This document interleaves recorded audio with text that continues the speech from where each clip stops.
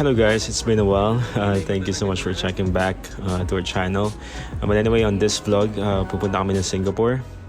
And on this trip, we'll have Mama, me, and Nala of course. And then coming with us will be my mom, so Lola ni Nala, and my brother, si Noah. And this will be Nala's first international travel. So here we're at Naiya Terminal 3. We have an 8 p.m. flight, and expected time of arrival to Singapore is around midnight. So the main purpose of this trip is actually to take a cruise. It's Royal Caribbean's Spectrum of the Seas. It's going to be a 4-night cruise visiting Singapore, Malaysia, and Thailand. But for this very vlog though, will be our 2-day tour of Singapore. So yeah, keep on watching and enjoy.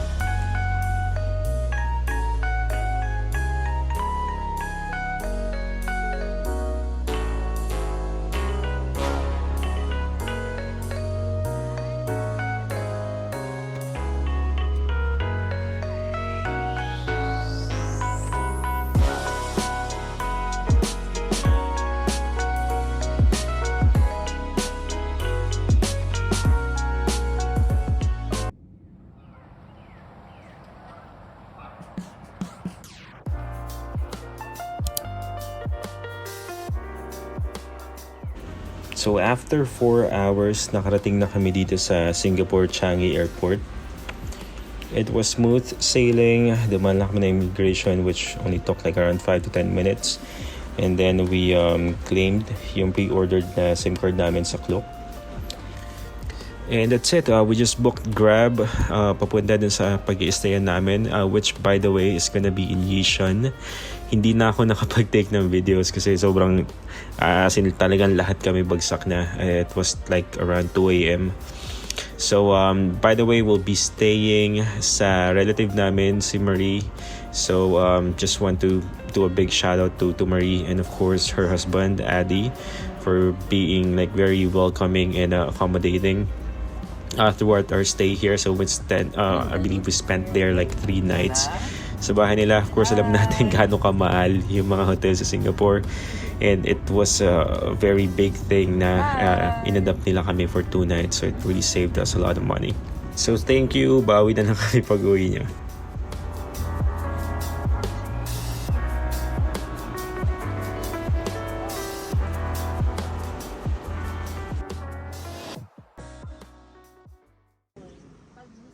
Pagsakay ng bus pagbaba. Ito po yung bus.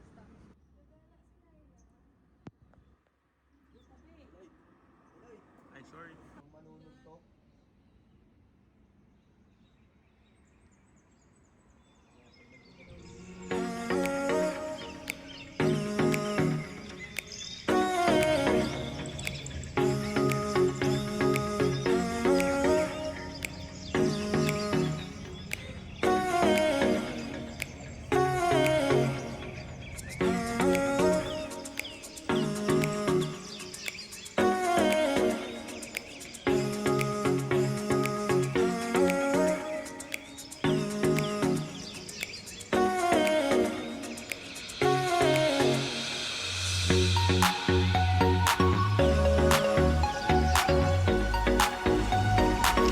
So day 1 now, we'll be headed to a couple of tourist spots here in Singapore.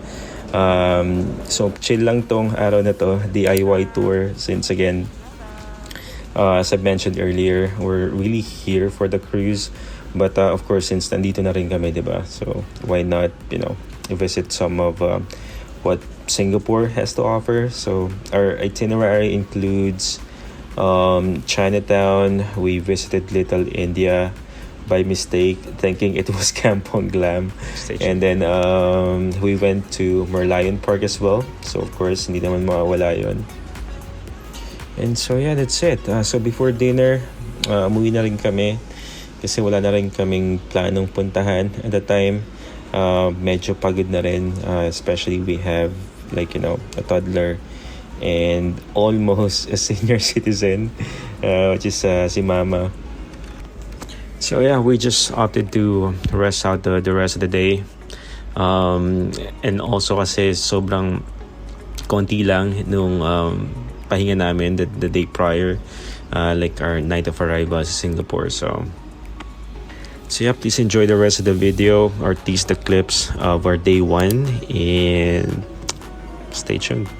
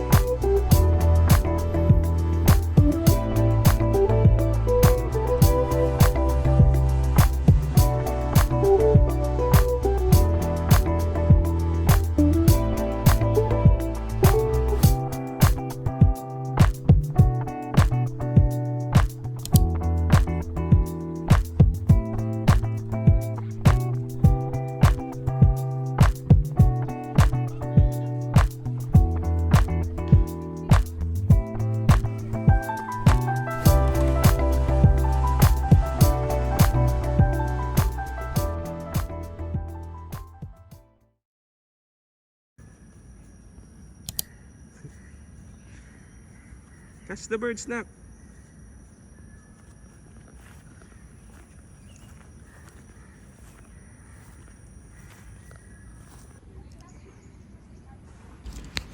This was day 2.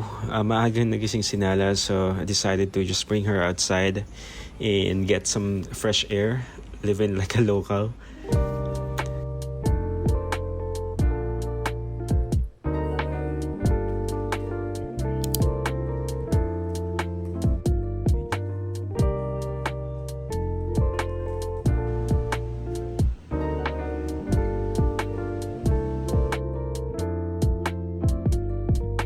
So we'll be headed to Harborfront Center, and then from there take a cable car to USS.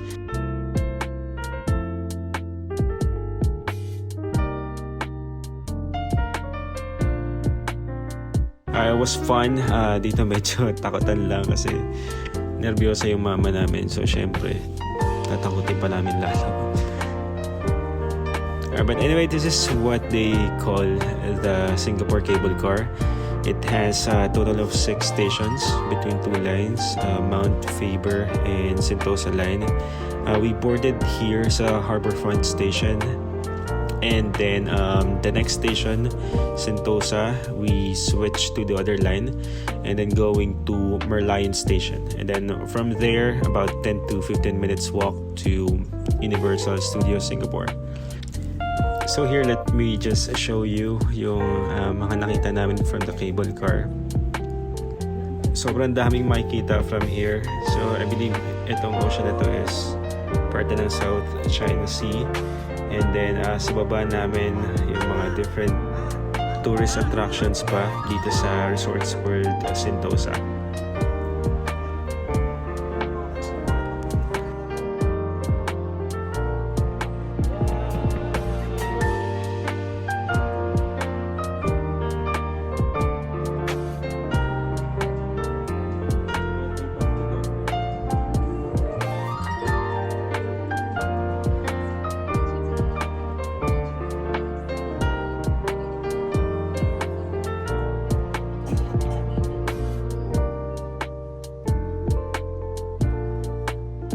Here, we've just arrived at Universal Studios Singapore. It was around 11 a.m.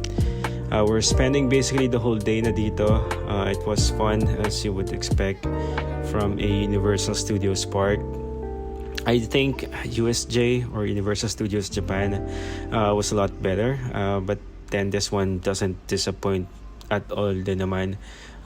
We've got to try quite a few rides, but my biggest complaint about this park is yung operation hours niya. I think 8 hours is too short. So, open lang sila from 10 a.m. to 6 p.m. So, especially when the queue is like 30 minutes to 1 hour, especially dun sa mga big rides, talagang nilipas na lang yung oras na di mo mamalayan. So, just like what happened to us, or just, tried a couple of rides and then before we realized it was already like 4 p.m. 3:30, so we only had 2 hours left to try more rides and all that, but it's okay. We still had a very good time and babalikan pa rin talaga for sure, give it a chance.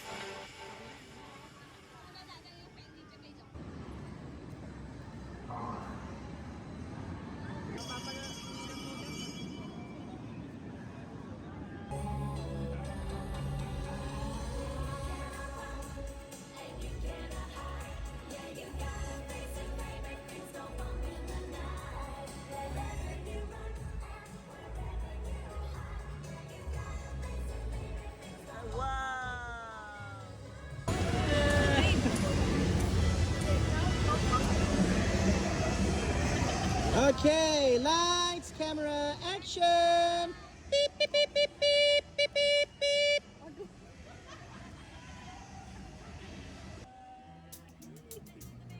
All right.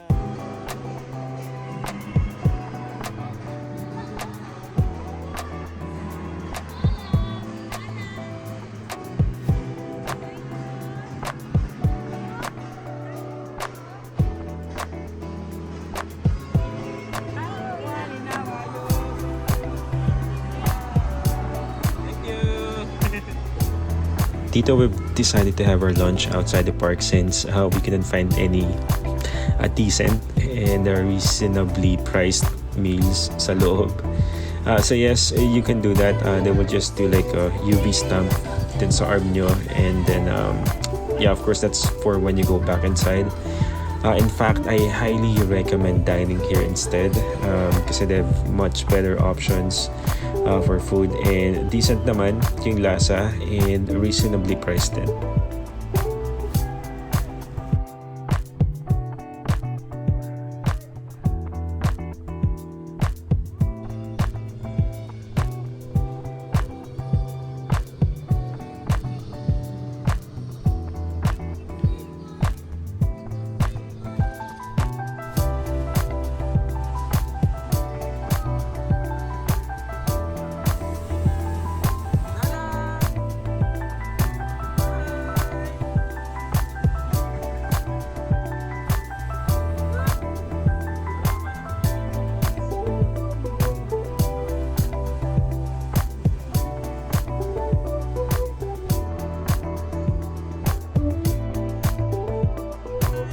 We left the park at around 6 p.m. and ito nga, cute kasi yung mga staff, papalam talaga sila sa inyo bago kayo umalis. And since medyo maaga pa, dumiretso na lang kami muna sa Gardens by the Bay. Kasi hindi pa rin nga pala kami nakakapunta doon. And yeah, that pretty much sums up our tour of Singapore. And umuwi na kami dito para magpahinga.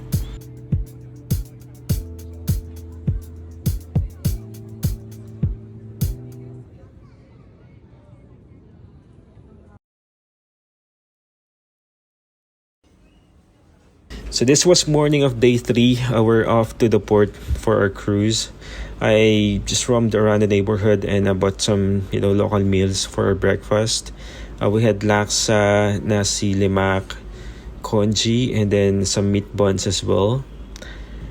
Nasi lemak was super good. Laksa not so much. Siguro hindi lang talaga para sa akin. And then yung congee, mas masarap pa rin talaga yung lugaw natin dito.